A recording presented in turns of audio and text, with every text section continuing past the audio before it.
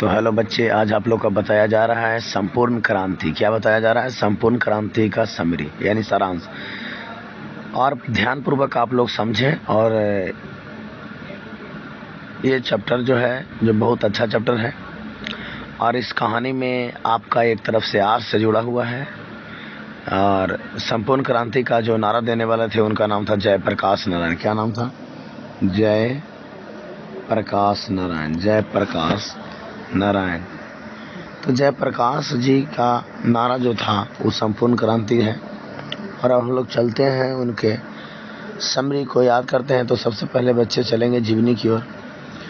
तो बच्चे सबसे पहले जानेंगे कि संपूर्ण क्रांति का जो नारा दिए थे, जिनका नाम था जयप्रकाश नारायण, उनका जो संपूर्ण क्रांति के पाठ का लेखक को पहले परिचय ले लेंगे।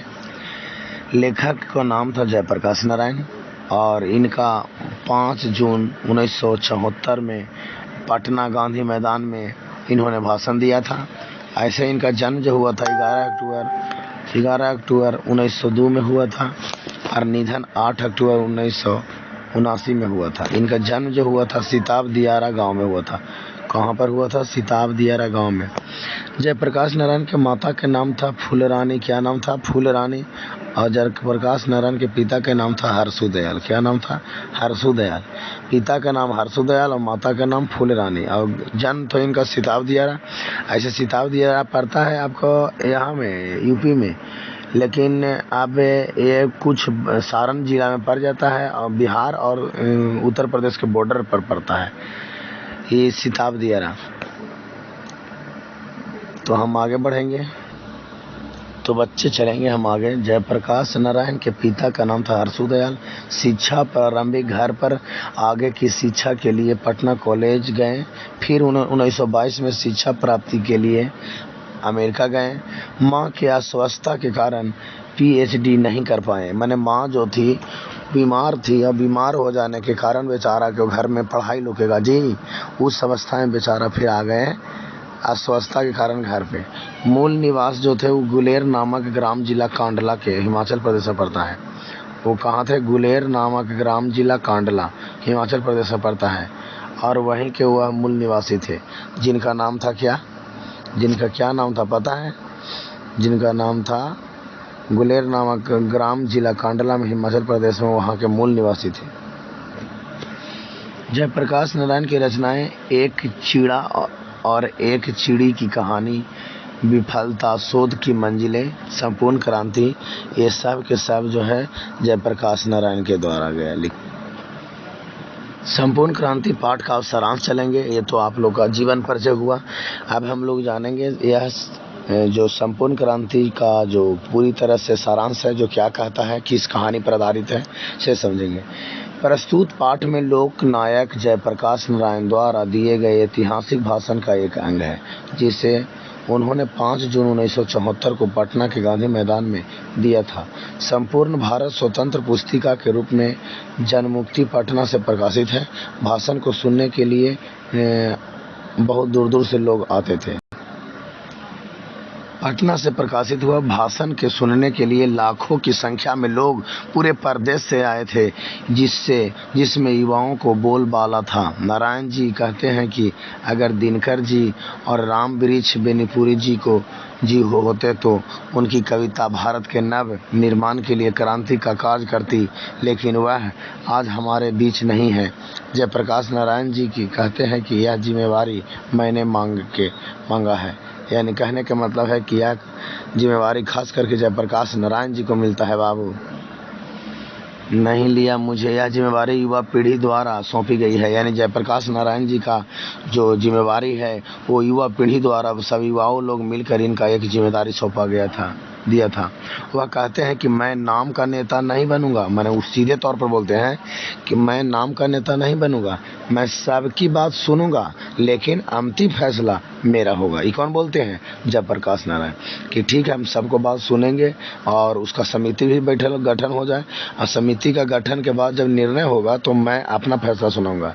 लेखक ने अपने परिवार की गरीबी के बावजूद अमेरिका में अपने बलबूते पर पढ़ाई की तथा वापस आकर कांग्रेस में शामिल हो गए हैं। यानी इन्होंने कहा कि अमेरिका में अपने बलबूते पर पढ़ाई की और तथा वापस आकर कांग्रेस में फिर शामिल हो गए। कौन? जयप्रकाश नारायण। जयप्रकाश बाबू से मिलने बहुत सारे नेता आए और सब ने उन्हें एक तरफा लोकतंत्र की शिक्षा दी तो दूसरी तरफ लोगों के जुलूस को रोका गया। लेखक कहते हैं कि ऐसे लोगों को शर्म नहीं आती जो एक तरफ लोकतंत्र की बातें करते हैं तो दूसरी तरफ लोकतंत्र को अपने पैरों से कुचलते हैं। माने जब भीड़ जो आ रहा था उसको रोका गया था, उसको पर दबाव दिया गया था, मारा गया था, पीटा गया था, जेल में डाल दिया गया था। लेखक के कुछ मित्र उनका और इंदिरा जी का मेल मिलाप करवाना चाहते थे। लेखक कहते हैं कि मेरा इंदिरा जी से व्यक्तिगत झगड़ा नहीं है बल्कि उनकी गलत नीतियों से मेरा झगड़ा है। मैंने साफ तौर पर संपूर्ण क्रांति का नारा देने वाले जयप्रकाश नारायण ने कहते हैं कि इंदिरा गांधी से मुझे व्यक्तिगत कोई झगड़ा नहीं है, पारिवारिक है मैंने एक तरफ से रिश्ता, लेकिन जो नीति चला रही है, नीति माने जो उसका विचार जो है उसको मैं खिलाफ हूँ। लेखक ने कई बार बापू और नेताजी की भी उन्होंने आदर्श माना है, आलोचना की। लेखक कहते हैं कि आज राजनीति में भ्रष्टाचार बढ़ा है जिसका प्रमुख कारण चुनावों की चर्चा है। आज राजनीति में अगर सबसे ज़्यादा अगर आज भ्रष्टाचार बढ़ा है तो उसका नाम है चुनाव में। आज के लोकतंत्र में जनता को इतना ही अधिकार है कि वह चुनाव करे। लोकतंत्र में चुनाव के बाद अपनी ही प्रतिनिधियों पर जनता का कोई अंकुश नहीं होता है। लेखक के अनुसार अन्य देशों में प्रेस तथा पत्रिका प्रतिनिधियों पर अंकुश लगती है, लेकिन हमारे देश में इसका बहुत अभाव है। जयप्रकाश नारायण जी का यह भाषण वाकई एक शानदार भाषण है।